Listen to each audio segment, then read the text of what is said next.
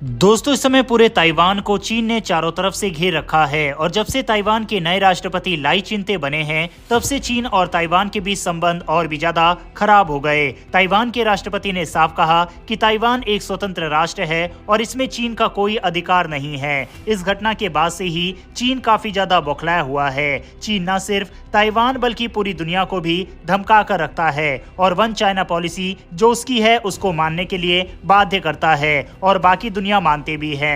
लेकिन चीन की वन चाइना पॉलिसी को अब भारत चुनौती देना शुरू कर चुका है, जिसकी वजह से चीन के स्पोक पर्सन की तरफ से भारत को चेतावनी भी दी गई है। इसके बारे में आगे बात करेंगे। इसके अलावा बांग्लादेश की पूर्व प्रधानमंत्री शेख हसीना के लिए अरेस्ट वारंट जारी कर दिया गया है और अब भारत के लिए मुसीबत बढ़ने वाली है क्योंकि बांग्लादेश उनकी वापसी की मांग भारत से करेगा। वर्ल्ड अफेयर से निकल कर आ रही इन दोनों खबरों के बारे में इस वीडियो में डिटेल में बात करेंगे, इसीलिए वीडियो को अंत तक जरूर देखिएगा। साथ ही चैनल पर पहली बार आए हैं और आपको फॉरेन पॉलिसी से जुड़ी वीडियोस पसंद है तो नीचे दिए गए सब्सक्राइब बटन को प्रेस कर बेल आइकन को जरूर दबा ले, जिससे हमारी डेली ऐसी वीडियो आप तक सबसे पहले पहुंच सके। तो चलिए शुरू करते हैं इस वीडियो को। पहले बात करते हैं चीन की कि आखिर किस वजह से भारत को चेतावनी चीन की तरफ से दी गई। दरअसल ताइवान ने हाल ही में मुंबई में अपना नया प्रतिनिधि कार्यालय खोला है। इससे पहले ताइवान के दो अन्य दफ्तर भारत में दिल्ली और चेन्नई में है। ताइवान ने अपने दफ्तर को प्रतिनिधि कार्यालय का नाम दिया है, जो कि एक तरह से दूतावास की तरह काम करता है। हालांकि भारत और ताइवान के बीच आधिकारिक तौर पर राजनयिक संबंध नहीं है,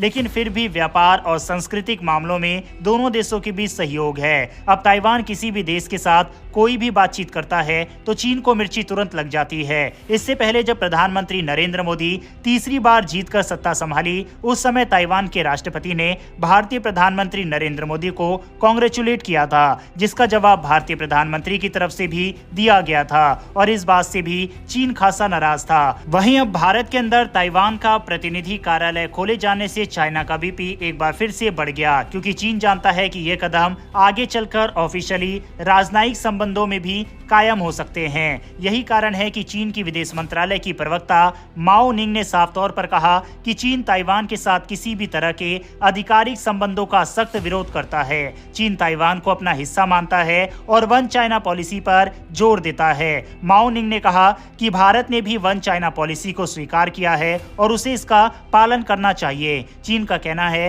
कि ताइवान के साथ किसी भी तरह के आधिकारिक संबंध चीन भारत के रिश्तों को नुकसान पहुंचा सकता है। चीन का मानना है कि भारत और ताइवान से जुड़े मामलों में कोई भी कदम उठाते समय सावधानी बरतनी चाहिए। चीन ने भारत से ये भी कहा है कि वह ताइवान के साथ किसी भी आधिकारिक संपर्क से बचे ताकि दोनों देशों के संबंध और खराब ना हो। अब चीन की इस बौखलाहट के पीछे बड़ा कारण यह है कि ताइवान सेमीकंडक्टर का हब माना जाता है और भारत के साथ मिलकर सेमीकंडक्टर के क्षेत्र में ताइवान काफी बढ़ चढ़कर काम कर रहा है। यही कारण है कि चीन इस समय काफी ज्यादा नाराज चल रहा है। वहीं दूसरी तरफ ताइवान खुद को एक स्वतंत्र देश मानता है। ताइवान की सरकार चीन के दावों को नकारती है और कहती है कि वो चीन का हिस्सा नहीं है। ताइवान की सरकार का कहना है कि उनका देश लोकतांत्रिक तरीके से चलता है और वो अपनी स्वतंत्रता बनाए रखेगा।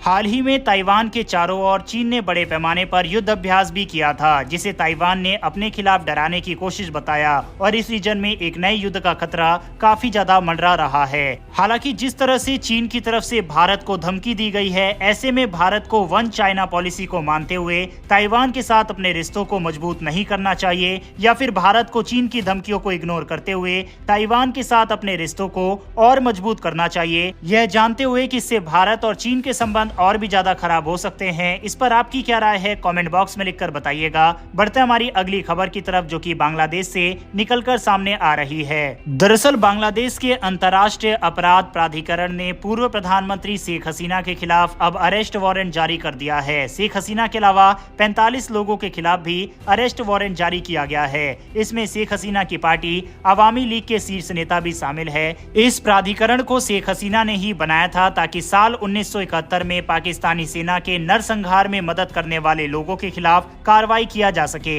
अब इसी प्राधिकरण का इस्तेमाल करके मोहम्मद यूनिस के कार्यकारी सरकार ने शेख हसीना के खिलाफ गिरफ्तारी का वारंट जारी करा दिया है। शेख हसीना इस समय भारत में शरण लिए हुए है और अब बांग्लादेश की सरकार भारत से आवामी लीग की नेता को प्रत्यार्पण करने की मांग कर सकती है। शेख हसीना के छात्रों के आंदोलन के दौरान कथित रूप से मानवता के खिलाफ अपराध में कनेक्शन के आरोप में ये अरेस्ट वारंट जारी किया गया है। इस प्राधिकरण ने सरकार से कहा है कि वह शेख हसीना और 45 अन्य लोगों को अरेस्ट करके 18 नवंबर तक पेश करे। जिन लोगों को अरेस्ट करने का आदेश दिया गया है उनमें शेख हसीना सरकार के कई मंत्री भी शामिल है। इस आदेश के बाद भारत के लिए मुसीबत बढ़ने वाली है, क्योंकि भारत और बांग्लादेश के बीच में संधि हुई है कि किसी भी क्रिमिनल एक्टिविटी में शामिल व्यक्ति का आदान प्रदान एक दूसरे को किया जाना चाहिए। यानी कि अगर कोई भारत का अपराधी है और बांग्लादेश में चला गया है तो बांग्लादेश को उसे भारत को सौंपना होगा और सेम इसी तरह से भारत को भी करना होगा।